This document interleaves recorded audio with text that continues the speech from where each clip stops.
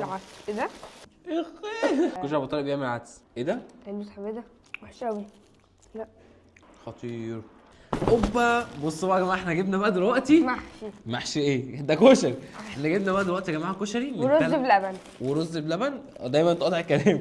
جبنا بقى كشري ورز بلبن من 3 اماكن دول: كشري ابو طارق، من كشري حماده، من كشري التحرير. اكتر 2 مشهورين قوي وهم كشري ابو طارق وكشري مين؟ تحرير. عامه بقى يا جماعه، بودي اول مره اجرب الكشري بجد والله. اه انا مستوعب ازاي عايش معانا كل يوم ما اكلش كشري نهائي. ازاي يا جماعه؟ ده انا كل يوم بطلب اكل وبشكل مختلف وبانواع مختلفه. يا رب بس يكون طعمه يعجبني ويطلع حلو يا رب. يا عم الكشري ده تحفه، ده ما فيش حد مصري ما لا، اكلش أنا كشري. ما يا ابني جربتوش. الكشري ده اساسي في جدول الاسبوع. ملوخيه، اه كشري، بعد كده بقى يجي بقيه الاكلات التانيه موجوده في مصر. والعدس، احنا جايبين عدس يا جماعه، احنا جايبين عدس من كشري ابو طارق. كشري ابو طارق أيوة. بيبيع عدس. ايه اللي خلى واحد بتاع كشري يبيع عدس؟ معرفش. ده اكلت عدس بقى قبل كده طبيعي. تعالى نبدا اول حاجه بحماده وخلي ابو طارق وراه تاني التحرير. واحد. نبدا بيه نبدأ كشري بيه. حماده. نشيل دول. اوبا بص احنا جبنا كذا حاجه بس انا نسيت الصراحه احنا جبنا ايه. هما الريسيت جوه. انت وديت الريسيت فين؟ طلع بس هنا. الريسيت ضاع. بس مش مهم. مش مهم مش مهم. انا مسكت الحلو. بص بودي دخل على الكشري ايه على طول. الصراحه الكشري خطيره. دول الرز بلبن الحلو كده. اوريك شكلهم برضه عشان تبقوا. واحده مهلبيه في رز بلبن. ايه ده؟ تصدق هم عندهم مهلبيه. واحده رز بلبن. واحده رز بلبن واحده مهلبيه. المهلبيه نفس الشكل عامه. افتح. ما عرفتش تفتح. لا عرفت. نشيلهم على جنب كده. ونفتح ده. ايه ده؟ علبه الكشري دي غالبا ب 35 جنيه. حجمها عملاق. ايه ده؟ ايه ده؟ دي فيها حمص اكتر. اقول ده العيش، عيش توست محمص. الدقه والكلام من ده والمعلقتين. والمعلقتين. ودول بقى الكيسه دي فيها بقى صلصة. الصلصه والدقه بقى والليمون. والكلام من ده في ليمون كمان. لا كشري حماده مروق علينا. طب عارف شكل الكشري؟ اهو. انا حاسك مش مصري. ما شايف. بصوا ده كده بيبقى شكله. بصوا ده كده بيبقى شكله. شكله كبير. بص ده الشطه. عايز شطه؟ لا ده ايه ده؟ ده الدقه يا ابني. لا في شطه اللي هي السبايسي. في بقى دقه. خد انت واحده دقه وانا واحده دقه. الصلصه خد كيس. هم كيسين. بيبقى كيسين صلصه طبعا. كل علبه بيبقى معاها ممكن احط كيسين من ده ولا ده احنا عملنا له اضافه. نفتحوه بالمره؟ افتحه عادي. بس انا ايه هعمل الكشري. كانت كب عليك. افتحه. افتح ايه؟ الكيس اول مره ياكل كشري بقى. بص يا بودي، كل الحاجات دي بتطلع مع اي كشري ما عدا ده احنا عملنا له اضافه. ده اللي هو عيش توست. عيش توست. ابدا بالتوست. تعالوا ندوق. احط كيس الدقه. حلو قوي. عليه ملح. عاجبني قوي موضوع الباكينج وكده. غرقه خل. ما يلا بودي كله. تقليبتك كده الجميله. انا اول مره اجرب كشري حماده عامه. وبودي اول مره اجرب كشري في حياته. بسم الله. ما اعرفش احط صلصه قد ايه بس. صعب يا يوسف صعب. بس كده. انت كيس الدقه تسيب فاكل على طول. تسيب يتفتح ده. حط كله. لا بس خلاص خلاص. كل بقى وادعي لي. هو حلو. بالنسبه لي حلو. حلو الصراحه بس دقت احلى من كده فاهم. بقول لك اشتري دي بس معلش. اغسل ايدك وانا هكمل اكل. جيت اهو جيت. ايه رايك؟ حلو بس انا مش هقيم عشان ما عشان انت ما بتعرفش طعمه. يعني انت هتجرب 2 كمان وتقول بقى اني احلى في ال3 لان ممكن تبقى شهادتي مجروحه. انت عشان ما اكلتش كشري قبل كده فاول مره ياكله هيعرف يختار اني احلى واحد. كان شيف كشري. نجرب الحلو في الاخر مع بعض. هو حلو الصراحه كشري حماده. حجمه حلو قوي. سعره حلو قوي. احنا بس هنجرب الحلو في الاخر. نجمعه كله مره واحده ونجرب. ندخل على مين قال شهره التحرير. ندخل على التحرير. ده الحلو فهنخلوه على هما جنب. الاثنين مشهورين قوي عامه يعني. نفتح الحلو. وده عامل 117 بالتوصيل. حلو. احنا طلبنا برضو رز ومهلبيه. وده اكبر من الثانيه بكتير. ده ايه اللي بتخش يعمل كده ليه؟ ده دي كتير الوسط أوي. برضو. جاي معاه مناديل. مناديل وفيها المعلقه. ده لسه هنا. ده ايه ده؟ تعالى بص بقى. علبة الكشري بيبقى فيها معاها صلصه، معاها دقه، معاها شطه، معاها بصل. عايز البصل ده اكتر. بص ده حجم علبة الكشري. تحسها اكبر. هو ده اصغر من التاني بس ده تحسه اطول من التاني. وبرده تفتح الصلصه. اوبا. بس هي الصلصه قليله جدا. ننزل بالدقه. ايوه هي الفتحه دي. تفتحها كده. ودي بقى اول مره. امال لو كان جرب بقى الكشري الشعبي. بس بالدقه. انا عامه بحب الدقه فهنغرقه دقه.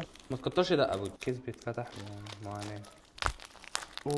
البصل ده بقى عيش يا جماعه. بحب البصل الكتير. فين المعلقه؟ انت طلعت كل حاجه معاها بمعلقه؟ اهم. بص انا هاكل وهقيم وهخلص وهدخل على اللي بعده. بودي لسه. بص حتى المعلقه مطبوع عليها اللوجو بتاع التحرير. تقليبه بقى كده. يلا المعلقه. ايه ولا غلطه. حلو. خطير. الصلصه بيعملوها بطريقه رهيبه. الصلصه حلوه قوي. هي اصلا اللعبه كلها في الصلصه. كل ما الصلصه تبقى احلى وتسبيكتها تبقى حلوه كل ما بتحلي لي ايه علبه كشري. هي دي احلى من التانية الصراحة. وبعدين دي جاية معاها حاجة كتير قوي. بس الاثنين باكينج بتاعهم قريب قوي من بعض. ندخل بقى على اخر حاجه وهو هو ابو ابو طارق. طارق. بس ابو دي بامانه ايه رايك في الكشري؟ حلو تاكله تاني ولا يعني، بس ما خلوش اكل مفضل. مش اكل مفضل؟ لا ده في ناس بتعشقه. مش انا بقى. بص ابو طارق طلبنا 2 ايه ده مسمينه علبه حماده. ايه ده؟ علبة حمادة. ده الريسيت بتاع حماده اللي جربناه في الاول. بتاع كشري حماده اول واحد. الكشري الواحد دخلوا في بعض. ب 35 جنيه. الرز ب 15. عيش توست ب 10. طب كده فين بتاع ده؟ مش هتلاقيه ملزوق فيه اهو.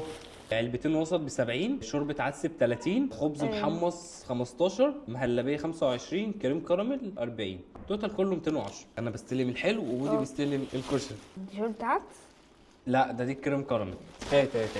هي شوربة العدس. ايه ده؟ ده جاي عيش، ما طلبناش عيش. لا طلبنا يا ابني عيش. قابل يا باشا. قابل يا باشا. ابو طارق ده- بيضحك. ايه ده؟ جاي شوربه العدس. وراه. ايه ده؟ دي شوربه العدس. ده ايه ده كمان؟ ده دي الصلصه. دي الشطه والدقه. ما هي في 3 و3 بقى. كل واحده. انت واحده من هنا وواحده من هنا. انت فاهم قصدي؟ وده برضه بتاخد خل. تعال نبدا بالعدس. تعال نفتح. بصراحة مش متفائل. وفي ليمون. الليمون دي عشان الكشري ولا عشان العدس؟ افتح كده. جاي معايا كمان كمون. ده شطه صح؟ ده شطة اهو. تخيل كده بجد بتشتري عدس من بتاع كشري. كشري ابو طارق بيعمل عدس. مش عارف اوريها لكم. بصوا بس هو القوام حاسه مش تقيل قوي. طبعا مش تبقى زي اللي في البيت. بس انا عامه اتمنى ان هي ما تبقاش زي اللي في البيت لان انا ما بحبش العدس عامه.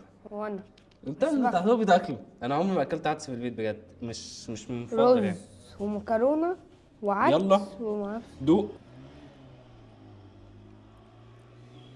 ايه ده؟ وحش قوي. تعال بس نزود دول عشان هما لا عايزين بهارات. تعال بس نزود دول. لا هي شوربه عدس عشان بس نزود دي التقليبه. دول انت. امي لو شافت الفيديو ده هتشلوحني. انا ما كلش في البيت اطلبه من بره. بسم الله. انت تعرف عامل شبه ايه؟ ايه؟ الغله. فين لما تشرب بليله من غير لبن؟ هي كده. شوربه عدس مش لطيفه خالص. هندخل على الكشري. اساسا ابو طارق احنا مالناش دعوه بالحبشتكنات اللي بتحصل دي. يلا يا باشا. انت واحد وانا واحد. ايه ده؟ يعني انت واحد وانت واحد برضو؟ وانت هناخد اتنين؟ واحد. بقول لك انت اكلت كشري ياما وعمت ما تجيب. خلاص هاكل معايا. خد. ماشي شكرا حبيبي يا مودي. ودي تبرع بعلبه الكشري بتاعته.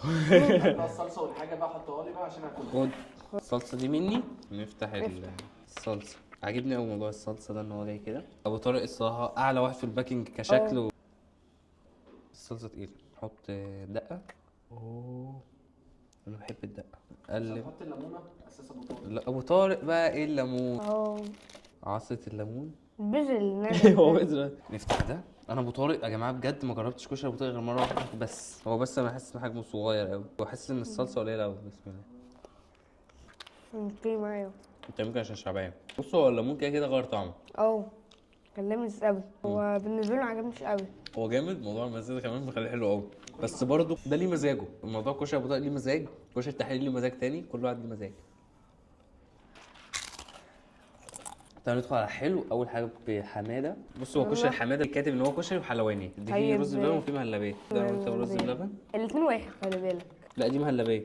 مسألة صعبة مع بودي. اهي رز بلبن يا عم. اهي. تعالى نبدأ بالمهلبيه. شكل المهلبيه تحسها صايصة شوية. اوبا. ايه ده رز بلبن ده ولا ايه؟ ايه ده؟ اللي عامل دوق. رز بلبن. ايه ده يا جماعة؟ والله طالب 2 رز بلبن. طالب واحدة رز بلبن وواحدة مهلبيه. الاتنين رز بلبن. فين الريسيت لو معاك؟ هو دسم بس مش دسم قوي. بص هو رز بلبن خطير. شوف دي رز بلبن ولا تبقى مهلبيه؟ رز بلبن. ده الصراحة رز بلبن تقريبا 2 رز بلبن بس. بتاع حمادة عجبني قوي. ندخل بقى على اللي بعده. ده اللي هو التحرير. هنا بقى كاتبين المهلبية وكاتبين الرز بلبن. نبدأ بالمهلبية. اوه بسم الله. حلو. بس حاسس السكر فيها عالي قوي. الدسامة اللي فيها بتاعت اللبن حلو قوي. بس مسكرة هي اوفر. مسكره اوفر، النشا فيها حلو مظبوط مش كتير يعني، هي حلوه بس مسكره قوي. هندخل على رز بلبن. الوش طالع معاك ولا ايه؟ ده شكل رز بلبن. بسم الله. بحس الرز فيه زايد قوي. هو الرز فيه معجن، غير كده هو حلو قوي. المهلبية هي اللي حلوة. مهلبيه احلى بس السكر فيها عالي. تعالى ندخل على اللي بعده. ندخل بقى على ابو طارق. مهلبيه دي ورز بلبن. جبنا مهلبيه وكريم كراميل. تعالوا نبدا بالمهلبيه. مهلبيه مايسه قوي كده. ايه ده؟ واو واو واو. بص طعمها غريب. حاسس ان السكر معمول له تورشنج كده. فين لما بتجيب طاسه بتحط سكر وبيقعد يغلي السكر اللي هو بيدوب، انا حاسس ده. هو عامله شبه الجيلي كده. لا طبعا بتاع التحرير خطير. تعال نخش على كريم كراميل. جاي معاه ان هي بودنج، انا بشوفها عمال بقول دي بودنج بودنج بودنج. بس هو شكلها مش مخليني متفائل، معرفش ليه. عشان الحاجات دي كنت جربتها كانت حلوه، مش عارف ايه اللي حصل. لو وطيت اكتر من كده كل حاجه هتقع على الارض ريحه الكراميل باين. يلا يا باشا. بص كده تقطع كده. بسم الله.